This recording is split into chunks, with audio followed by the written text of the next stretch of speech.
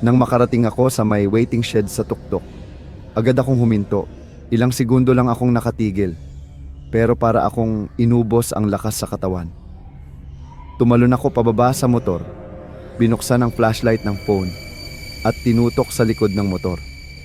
May mga basang bakas ng paa. Hindi normal na bakas.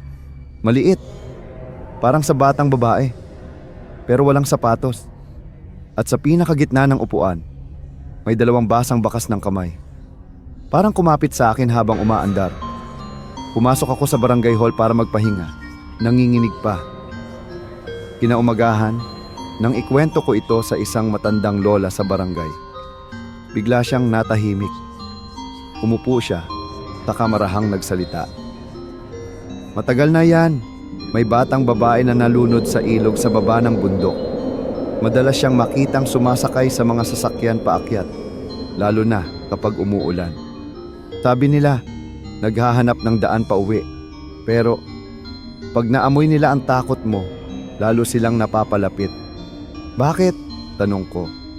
Dahil hindi ka na makakatanggi kapag ginusto ka nilang isama. Simula noon, tuwing may delivery akong paakyat kapag umuulan, may ritual na akong ginagawa.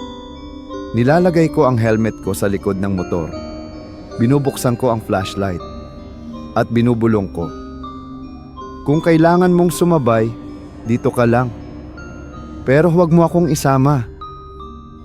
Minsan, sa side mirror ko, parang may anino akong nakikita. Parang batang babae na nakaputi basa at nakangiti. Pero hindi ako lumilingon. Hindi na.